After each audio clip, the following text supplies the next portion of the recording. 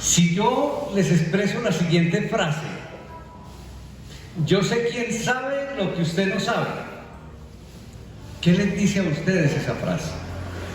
Creo que a muchos de la edad parecida a la mía, así joven, entre los 40, unos me miran por acá con sonrisa.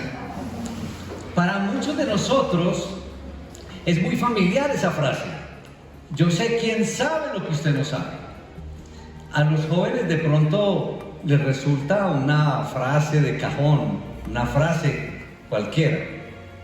Pero yo sé que a muchos de nosotros estamos recordando hace unos 30, 40 años, y muy especialmente va para mi hermano Carlitos Matei, que no es de aquí de este país, y de pronto no le tocó. Pero había un programa en la televisión, Carlitos, y todos los que de pronto no relacionan esta frase con el programa de televisión. Había un programa de televisión que se llamaba precisamente así: yo sé quién sabe lo que usted no sabe. Y recordamos a un periodista castellano, de apellido Castellanos. ¿Y cuál era la metodología? Simplemente él tomaba una pregunta de un televidente y con relación a la pregunta él conseguía, digamos, a un personaje con un conocimiento amplio y profundo acerca de la materia, acerca de la pregunta, y entonces él llevaba a esa persona conocedora del tema para que le diera respuesta a la pregunta. Era bien interesante el programa. Yo sé quién sabe lo que usted no sabe. Y ya quisiéramos todos nosotros responder de ese modo la gran cantidad de interrogantes que con el tiempo se van volviendo cada vez más difíciles, interrogantes difíciles de interpretar y de responder. ¿Quién sabe lo que los jóvenes deben saber? Miren, qué interrogante este. ¿Quién sabe lo que los niños deben saber? ¿Quién sabe lo que las familias deben saber? Pero debemos interpretar bien la frase, porque esta frase no dice quién pretende saber. La frase dice es quién sabe de verdad. ¿Estamos de acuerdo o no, iglesia? Y si, un caso hipotético, si reuniéramos un grupo de unas 50 personas de edad diferente, sexo diferente, de condiciones diferentes, viviendo en lugares distintos, y le pidiéramos a esas personas que cada uno enumerara, no sé, 5, 6, 7 cosas indispensables que todas las familias debieran saber, ¿qué creen ustedes que pasaría? Creo que cada una de ellas daría, no sé, 5, 6, 7 respuestas diferentes. Y nos encontraríamos entonces con centenares de respuestas saliendo de este grupo de 50 personas que se han escogido. Porque cada uno daría una respuesta basada en su experiencia de vida. Cada uno daría una respuesta basada ¿en qué? En la forma de ver las cosas, en la forma de enfrentarse a la vida, en la forma de pronto de las experiencias que ha recibido en la vida. ¿Quién sabe lo que usted no sabe? Pero, ¿y si llevamos esto, pero a nivel personal? Si yo te preguntara a ti, María Eugenia, ¿quién sabe lo que tú no sabes? Y yo no me estoy refiriendo en este caso a la parte intelectual, al conocimiento que tú tengas en determinadas áreas del arte, del conocimiento, no, como persona. ¿Quién sabe lo que tú no sabes? Hoy contestaría que yo. Sí. Antes hubiese contestado. No se me adelante. Que mi hermanito Guillermo me ha dicho que usted se adelanta mucho. Pero en realidad, ¿saben una cosa? ¿Dónde está la dificultad? Yo muchas veces no sé muchas cosas de mí. Y entonces, si yo te pregunto, bueno, ¿quién sabe de ti, pero como persona en tu interior? ¿Quién sabe lo que tú no sabes? Tremendo interrogante. ¿Quién sabe? Y el Señor nos tiene hoy un mensaje acerca de este gran interrogante. Y los invito, hermanos, para que abran sus Biblias en el último libro de la palabra de Dios, Apocalipsis. Y nos vamos a ubicar en el capítulo 3.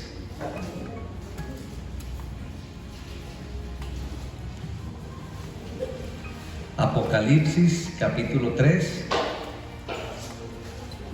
Y como siempre, hermanitos, los voy a invitar para que se pongan en pie, porque vamos a escuchar palabra de Dios. Después de que haga la lectura se puede sentar, pero ahorita le entonábamos: eres digno de gloria y de toda alabanza. Y en estos momentos es mostrarle al Señor esa plena reverencia cuando escuchemos su palabra. Dice la palabra del Señor, capítulo 3, a partir del versículo 14. Y escribe al ángel de la iglesia en la Odisea: he aquí el amén, el testigo fiel y verdadero, el principio de la creación de Dios, dice esto: yo conozco tus obras, que ni eres frío ni caliente. Ojalá fueses frío o caliente. Pero por cuanto eres tibio y no frío ni caliente, te vomitaré de mi boca. Porque tú dices, versículo 17, porque tú dices: yo soy rico y me he enriquecido y de ninguna cosa tengo necesidad. Y no sabes que tú eres un desventurado, miserable, pobre, ciego y desnudo. Por tanto, yo te aconsejo que de mí compres oro refinado en fuego para que seas rico, y vestiduras blancas para vestirte, y que no se descubra la vergüenza de tu desnudez, y unge tus ojos con colirio para que veas. Yo reprendo y castigo a todos los que amo. Sé pues celoso y arrepiéntete. He aquí, yo estoy a la puerta y llamo. Si alguno oye mi voz y abre la puerta, entraré a él y cenaré con él y él conmigo. Al que venciere, le daré que se siente conmigo en mi trono, así como yo he vencido y me he sentado con mi Padre en su trono. El que tiene oído, oiga lo que el Espíritu dice a las iglesias. Padre, te alabamos, te damos gracias, Señor. Qué bendición, Señor. Nos permites estar aquí. Un privilegio, un honor, Señor. Podemos entonarte cánticos y recibir tu palabra. Que tu Espíritu Santo esté ministrando, Señor, que podamos captar con claridad el mensaje que hoy tienes para tu iglesia.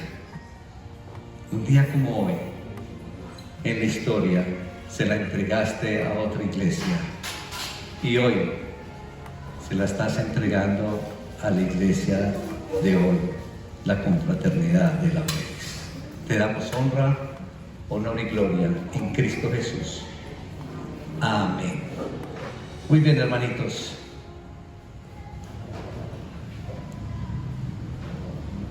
El Señor nos entrega hoy una porción de la palabra que encontramos aquí en este libro tan debatido por todos nosotros, pero que es un maravilloso libro que nos llena de una total esperanza a todos nosotros como creyentes. Y creo que el título que le podemos dar hoy a la enseñanza que nos entrega el Señor es la misma enseñanza de la introducción. Yo sé quién sabe lo que usted no sabe. Esa es la enseñanza del día de hoy. Pero vamos a entrar en algunos detalles de la región de la Odisea y de la misma iglesia de la Odisea. La Odisea, la ciudad como tal, la región como tal, no era conocida por sus religiones ni por sus ideologías, sino que esa región era conocida por sus riquezas, por la intelectualidad y por el comercio que tenían. Tenía una muy buena ubicación geográfica, lo que le ayudaba entonces al comercio, al transporte como tal. Y hay un detalle bien interesante para conocer de esta región, y es que en el año 17 después de nuestro Señor Jesucristo se dio un gran terremoto y esta región fue destruida. Y estos personajes de esa región no solicitaron ayuda al Imperio Romano.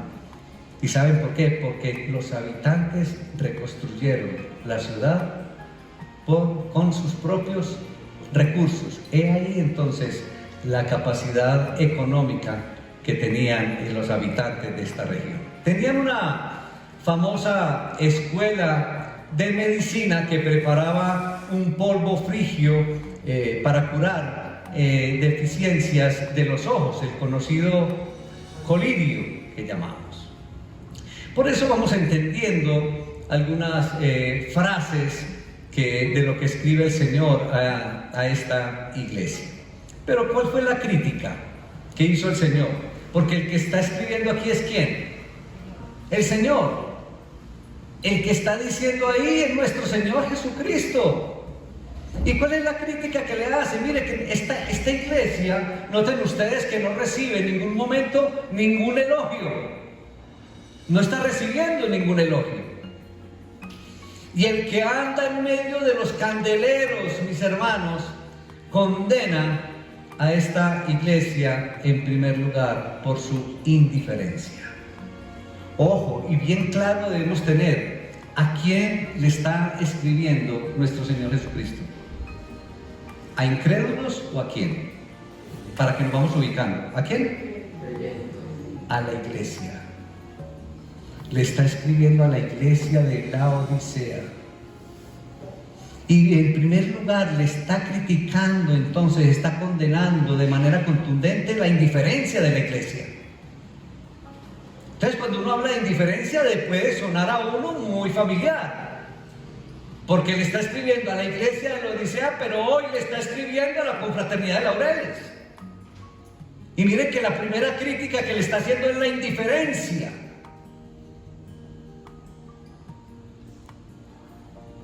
El otro aspecto para tener en cuenta es que la región ya como tal de la Odisea recibía el agua de unos manantiales calientes del sur y traía esa agua por medio de un acueducto. Ese acueducto tenía una longitud aproximadamente de 9 kilómetros.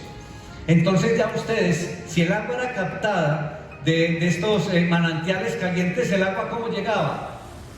Tibia. ¿Van entendiendo el escrito del Señor? El agua llegaba tibia. Entonces, en términos duros, Jesús les dice que las vidas de ellos eran como el agua que llegaba a ellos. Era una vida tibia, era una vida anémica, era una vida repugnante, era una vida como para vomitarla, como para escupirse, como para que saliera de la boca.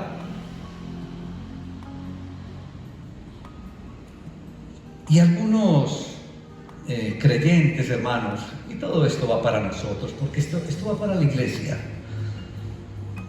Muchos de nosotros creo que tenemos un temor común, y es que tenemos temor de que seamos llamados fanáticos. Creo que debemos de reconocer, es más, muchos de nosotros tenemos temor que muchas personas se den cuenta que nosotros somos cristianos. Debemos aceptarlo. pero específicamente nos da terror que nos digan que somos unos fanáticos. Pero ¿sabe qué es lo que nos falta en realidad a todos nosotros como creyentes, iglesia? A nosotros nos falta es entregarnos al Señor. Nos falta la entrega al Señor. Eso es lo que nos falta en realidad. Y esa entrega, iglesia, debe ubicar a Dios en primer lugar en nuestras vidas. Ahora todos los otros intereses, responsabilidades y compromisos entonces deben pasar a ser dominados y deben pasar a ser orientados por Dios, que es la prioridad de nuestras vidas.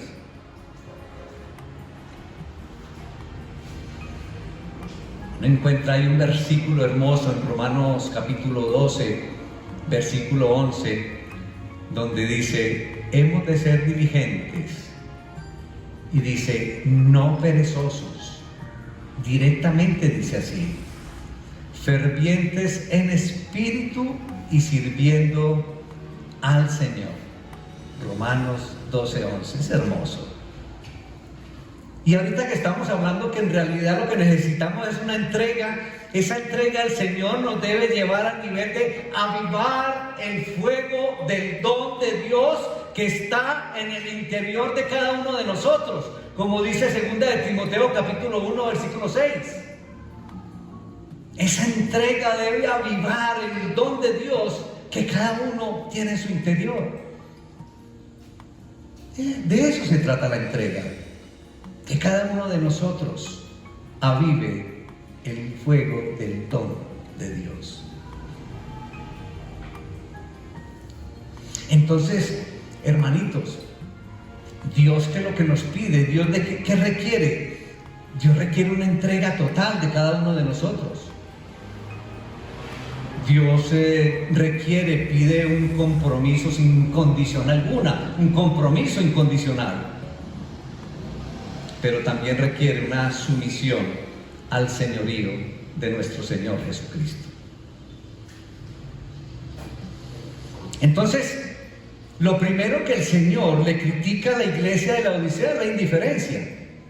Pero además de la indiferencia, los miembros de la iglesia de la Odisea se habían contagiado del orgullo de toda la región y se habían contagiado también de la autosuficiencia de la ciudad. Entonces, indiferencia, orgullo y autosuficiencia. Ahí vamos reuniendo aspectos. Pero ¿saben algo? Quizás el aspecto más serio era que ellos no reconocían la verdadera condición espiritual de ellos.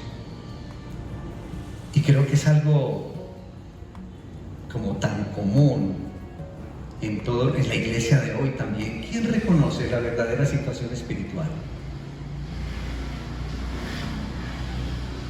Carolina, ¿te parece fácil reconocer tu verdadera situación espiritual? No contestes, tranquilita. Helen, es difícil.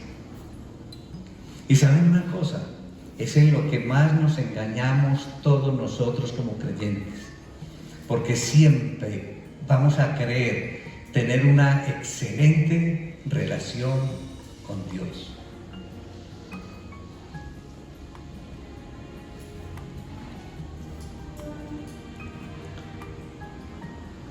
Decían ser ricos, dice la palabra, y que no tenían ninguna necesidad, cuando en realidad Jesús dice que eran unos desventurados, miserables, pobres, ciegos y que estaban desnudos. No les faltó al Señor sino decirle que eran unos falsos, enanos y mentirosos, como la canción. Es tremendo. Miren el contraste que uno encuentra aquí, lo que ellos creían ser y lo que el Señor Jesucristo le dice que son. Es tremendo. Pero miren la exhortación que les entrega el Señor a la iglesia. Cristo primero les recomendó que compraran de Él ciertas cosas. Humildemente, entonces ellos debían encontrar la autosuficiencia en Cristo y no en ellos mismos, como lo venían haciendo. Y esa palabra comprar ciertas cosas como que apela a ese sentido comercial que también encontramos en Isaías capítulo 55 versículo 1. Vengan y compren sin dinero. ¿Sí lo recuerdan? Es una belleza.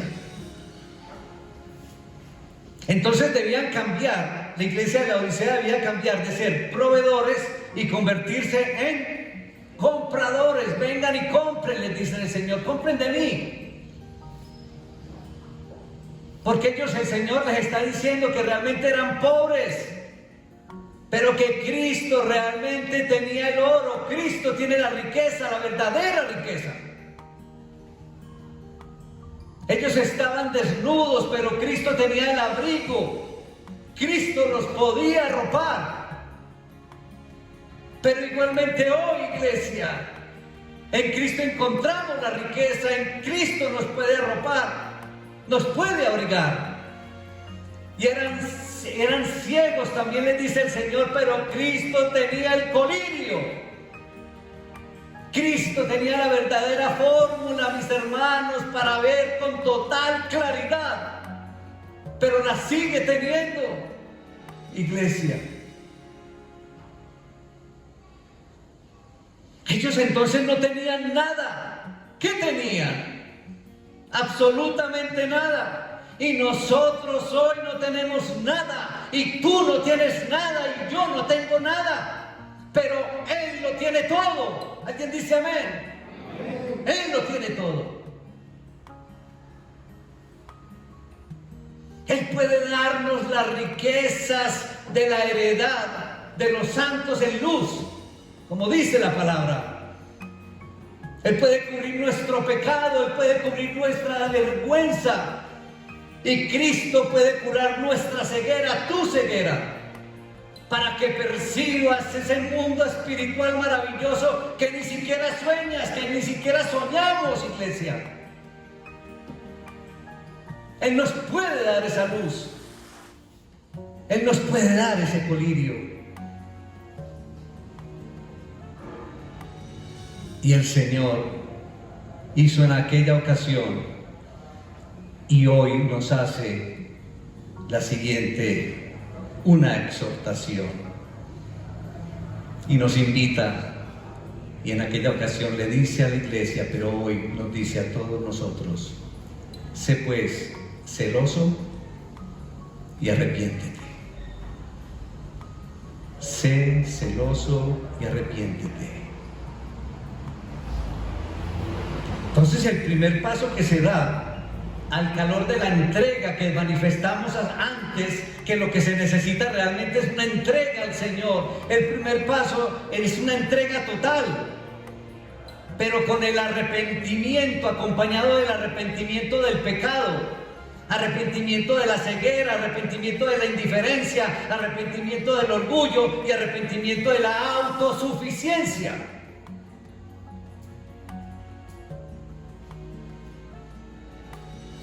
Y Cristo hace además una hermosa invitación, iglesia, y dice: he aquí, yo estoy a la puerta y llamo. Te estoy llamando ansiosamente, dice el Señor, esperando el día, esperando el momento en que me escuches y esperando ese momento maravilloso en que abras para yo entrar y cenar contigo. Prometo entrar, dice, prometo comer y disfrutar de esta comunión contigo, nos dice el Señor hoy, hermanos. Y es probable que el Señor estuviera pidiéndoles, suplicándoles que fueran salvos, porque la mayoría de esa iglesia supuestamente eran cristianos de nombre, pero nada más. ¿Será que tiene que ver algo con nosotros, iglesia? cristianos de nombre, nada más. Se lo estaba escribiendo a la iglesia de Laodicea. ¿Aplica para nosotros hoy? Yo no sé si aplica para ti, es una reflexión personal. Por eso aclaré que este tema es para miembros de una iglesia, para que no lo vayan a confundir, que el Señor le está hablando a incrédulos. Hoy el Señor, o con esta porción le habló a una iglesia ayer, hoy nos está hablando a todos nosotros en este momento.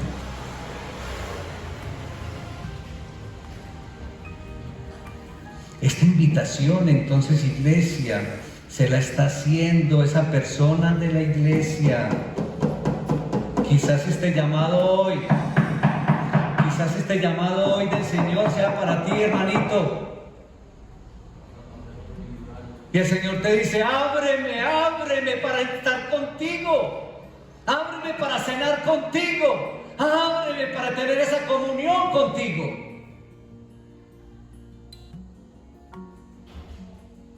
Esto nos lo está diciendo hoy a cada uno de nosotros. No pienses en la gente de afuera. Hoy el Señor te está hablando a ti, que estás sentado o sentada ahí.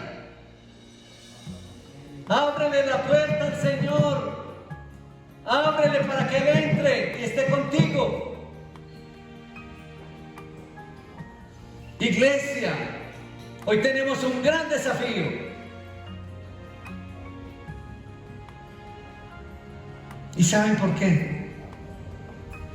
Porque la iglesia de hoy nos hemos vuelto tan tolerantes, hermanos. Hoy la iglesia, nosotros mismos hemos tolerado tantas cosas para nosotros mismos. Entonces nos volvemos, como decimos frecuentemente, le cogemos confianza al Señor. Le cogemos confianza al Señor, le tomamos confianza al Señor. Y suene de pronto a cantaleta y todo, pero si no le cogiéramos confianza al Señor, llegaríamos temprano. ¿Por qué llegamos tarde si el culto empieza a las 10? ¿Por qué llegamos más tarde de las 10? Nos volvemos tolerantes. Y eso solamente es un detallito. Como decía un amigo así, pero la iglesia de hoy, todos nosotros que la conformamos, nos hemos vuelto tolerantes. Ahora reflexiona en qué áreas de la doctrina y en qué áreas de conducta, de comportamiento te has vuelto tolerante tú como miembro de la iglesia y todos nosotros como iglesia. Ahora, a veces nos mata, a veces es un problema, mis hermanos, cuando nos consideramos una iglesia de muy buena reputación. Miren lo que estaba pasando con la iglesia de Laodicea. ¿Cómo se consideraba? Se consideraba rica y que no necesitaba nada, y una muy buena reputación. Pero a veces caemos en ese error todos nosotros. Quizás la misma ubicación donde estamos, pero equivocados que estamos.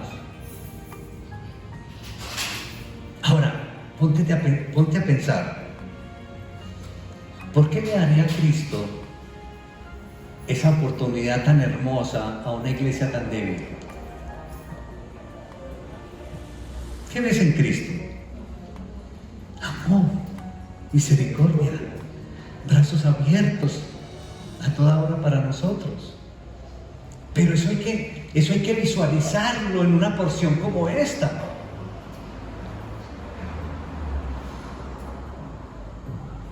Vean, ¿saben algo, iglesia? En muchas ocasiones, créanme que esta porción de la palabra, en muchas ocasiones, no solamente a título individual, sino en grupo, ha sido motivo de estudio. Y cuando hemos estado en grupo estudiando esta porción de Apocalipsis 3 a partir del versículo 14, que es esa carta a la iglesia de Laodicea, siempre ha surgido una pregunta. Y la pregunta que surge es, bueno, ¿cuál era el problema profundo de la iglesia de la Odisea? Porque ya hemos dicho, ¿cuáles problemas le hemos aquí más o menos sacado aquí sobre la mesa? A ver, recuérdenme. Tibieza, indiferencia, orgullo y autosuficiencia. Ahí llevamos. Pero, ¿cuál era el verdadero problema de la iglesia? Créanme que esa pregunta ha salido en esos grupos de estudio, pero aquí también. La coloco ante ustedes. Y se dan una cantidad de respuestas para intentar explicar este interrogante: ¿dónde estaba el error de la congregación de la Odisea? Y algunos entonces piensan que era la falta de compromiso. Algunos dicen, no, es que la iglesia no tiene compromiso. Y entonces a mí como que me empieza a sacudir esa primera respuesta. Yo no sé qué siente usted cuando estamos de pronto mirando o de pronto tratando de interpretar si uno de los problemas de esta iglesia es la falta de compromiso. Pero cuando analizamos a la iglesia de la Odisea, una posible respuesta es, bueno, es la falta de compromiso. Otros opinan que el problema era el orgullo. Otros más dicen que no, la idea que eran muy individualistas, el resumen que acabamos de dar. Pero todas estas explicaciones pueden ofrecer una posible explicación a esa fuerte condena que le está haciendo nuestro Señor Jesucristo a la iglesia.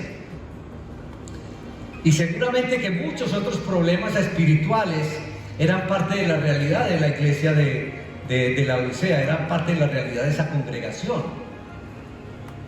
Pero ninguno de estos, hermanos, sin embargo, considero que era o que es la cuestión fundamental que afectaba la congregación de la Odisea. Y creo, hermanos, que la clave está en el versículo 17. ¿Tienen ahí Biblia? ¿Hay algún cristiano aquí que cargue Biblia? Apocalipsis 3:17. Creo que está la clave, hermanos. Miren lo que encontramos ahí. Porque tú dices, ¿quién dice eso? No. La iglesia. Ok, pero muy bueno, porque hoy tú puedes estar diciendo eso también. Excelente. Muy bien. Entonces, ¿por qué tú dices la iglesia de la Odisea o lo estás diciendo tú? Yo soy rico, no necesito nada, todo lo tengo. Y me he enriquecido, y en ninguna cosa tengo necesidad. Pero miren lo que le dice el Señor ahí en la segunda parte. Hermanitos, miren lo que le dice el Señor en la segunda parte. Y no sabes que tú eres un desventurado, miserable, pobre, ciego y desnudo. ¿Saben dónde está la clave, hermanitos, de todo este detalle? En esas dos palabras. ¿Cuáles? Ayúdenme. Ciego y desnudo. No, porque son características que inclusive le faltan otras dos. No sabes. Dice, porque tú dices, soy rico, me he enriquecido y no necesito nada. Y el Señor le dice, no sabes que eres un desventurado, pobre, ciego, desnudo. No sabes. Tremenda palabra. Miren que lo que siempre les digo, a veces uno lee muy rápido. Pero ¿qué le está queriendo decir el Señor a esta iglesia?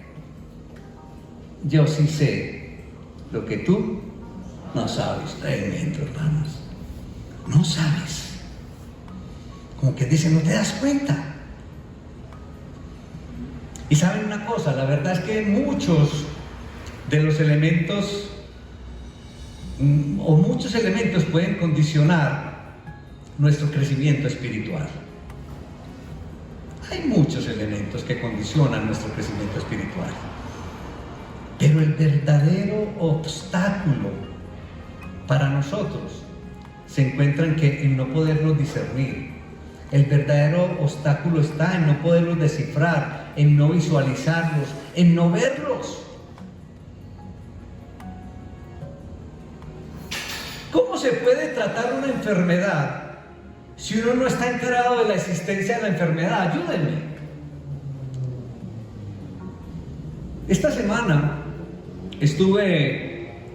pedimos mi esposita y yo con el internista unos exámenes, los que llamamos de control, para mirar realmente qué está pasando en nuestros cuerpos.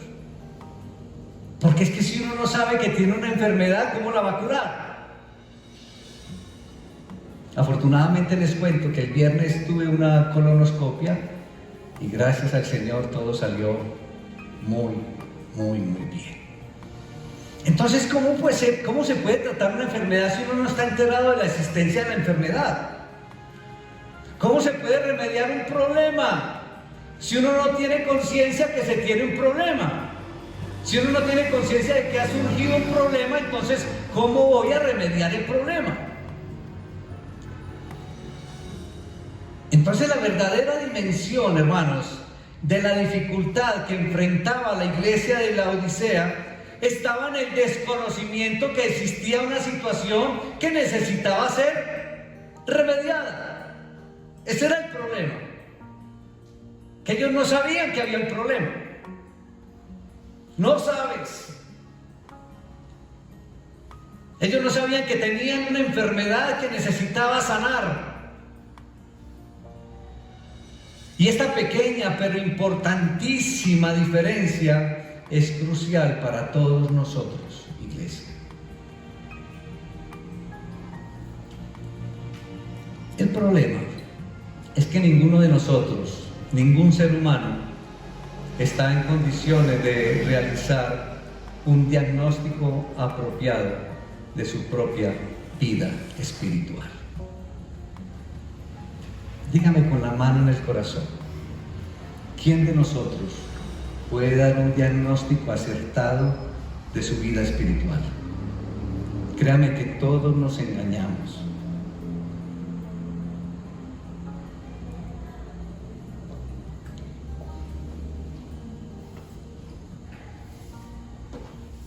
¿Quién puede decir, yo he limpiado mi corazón?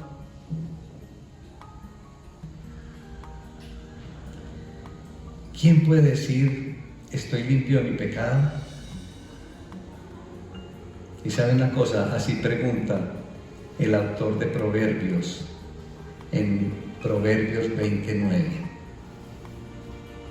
¿Quién puede decir? Y creo que la respuesta está implícita en la misma pregunta. Nadie. Nadie puede afirmar que ha limpiado su corazón. Porque creo que esta tarea es de ¿quién? Del Espíritu Santo de Dios, que es el que escudriña y examina todas las cosas a la luz de los principios eternos de la verdad. ¿Quién puede decir?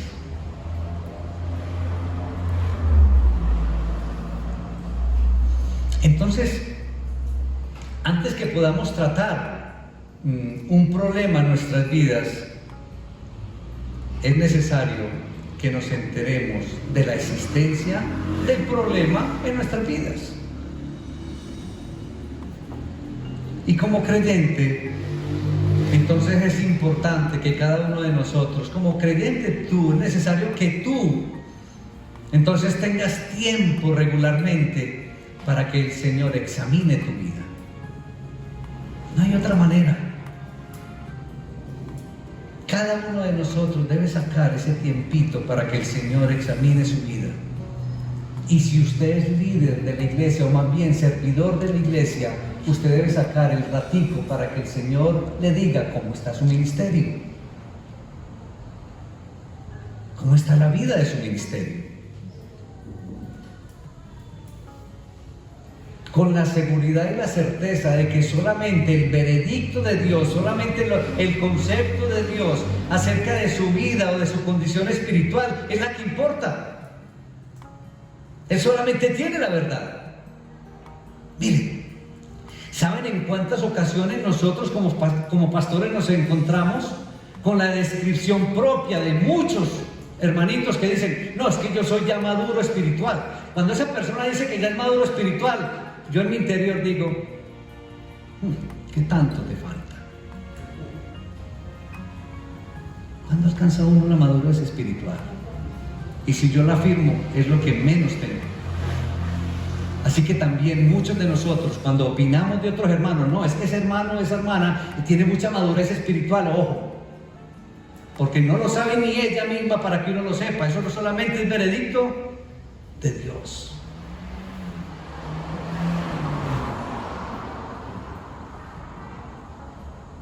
Entonces, para eso es necesario no ir a la presencia del Señor. Es necesario que tú vayas a la presencia del Señor y que te despojes de todo preconcepto que tengas. Y lo que hemos dicho en mensajes anteriores, que hagas silencio, que calles y que escuches la voz de Dios, que escuches el veredicto de Dios, que escuches qué piensa Él de ti, que te diga qué es lo que tú no sabes.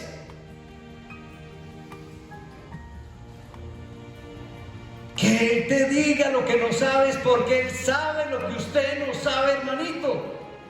Él sí sabe lo que usted no sabe. Entonces, hermano, usted no solamente tiene que estar dispuesto a callar, sino que también debe estar dispuesto a dejarse sorprender por lo que Dios le revele, por lo que Dios le diga. Y se lleva uno unas sorpresas, hermanos. Pero noten la gran diferencia entre la evaluación de la iglesia de la Odisea y la de Cristo. ¿Cómo era la evaluación de la iglesia? Recuérdenme, por favor. De la propia iglesia, ¿cómo era? Yo soy rico, me he enriquecido y no tengo necesidad de nada. Tremendo. ¿Y cuál era el concepto de Dios? Del Señor Jesucristo. No sabes que eres un desvergonzado, ciego, pobre, falso, enano. Miren qué diferencia de conceptos. Pero ¿saben una cosa? No ha cambiado nada a lo de hoy. ¿Cuál es nuestro concepto y cuál es el concepto de Jesucristo acerca de nuestra situación espiritual? Nos engañamos. Hermanito, el Señor quizás hoy te está diciendo, no sabes qué.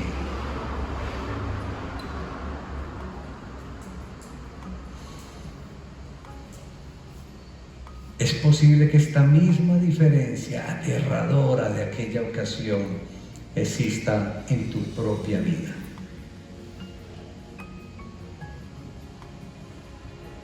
Solamente nuestro Señor Jesucristo podrá revelarlo. Solamente Él. Porque Él sabe lo que usted no sabe. Y ya como conclusión, pero a manera de reflexión, hermanito y hermanita, ¿cómo evalúa usted su condición espiritual?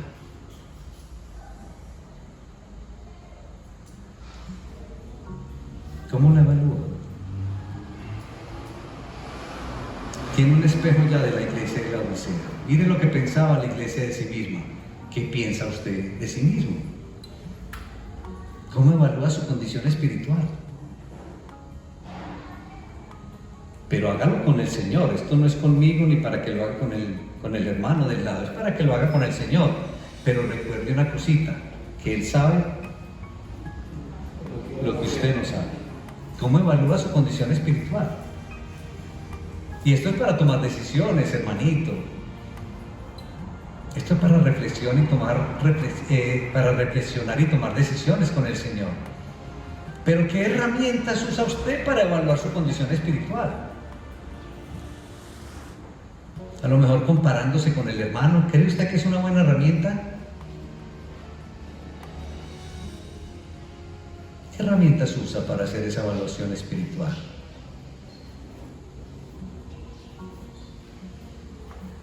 ¿Cómo se siente espiritualmente?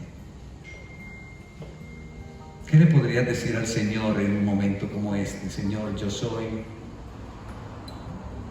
En aquella ocasión la iglesia de la Odisea dice, yo soy rico, no necesito. ¿Qué le dirías tú al Señor acerca de tu situación espiritual? Piensa ahí y reflexiona, cierra tus ojitos si quieres. ¿Cómo sería esa conversación con el Señor tuya? Señor, yo soy, no tengo necesidad de... ¿Qué otras cosas le dirías al Señor acerca de tu situación espiritual?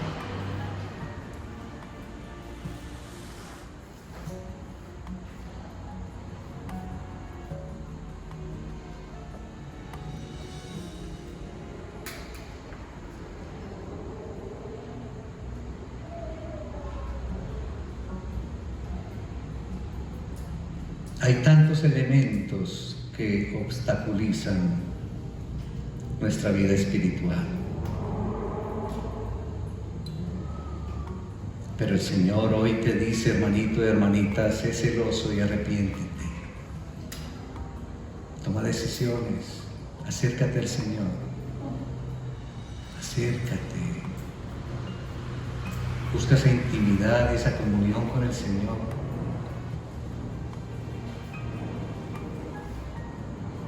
Permítele al Señor, al Creador, a nuestro Salvador, permítele que te diga qué sabe de ti, qué es lo que tú no sabes. Porque muchos de nosotros creemos estar en una condición, creemos tener algo, nos sentimos de tal manera. Pero quizás el Señor hoy a muchos de nosotros, a todos nosotros, a toda su iglesia le quiere decir, no sabes que eres puntos suspensivos.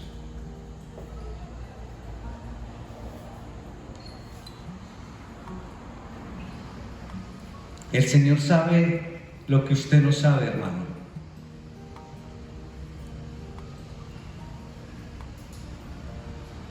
Y recuerda también que es posible que muchos de nosotros, como muchos miembros de la iglesia de la Odisea, de pronto eran cristianos de nombre, y quizás muchos de nosotros estamos pasando por la misma situación. Pero el Señor hoy te está diciendo, ábreme, ábreme. Pero te lo está diciendo como miembro de la iglesia, ábreme. Quiero entrar y estar contigo y cenar contigo.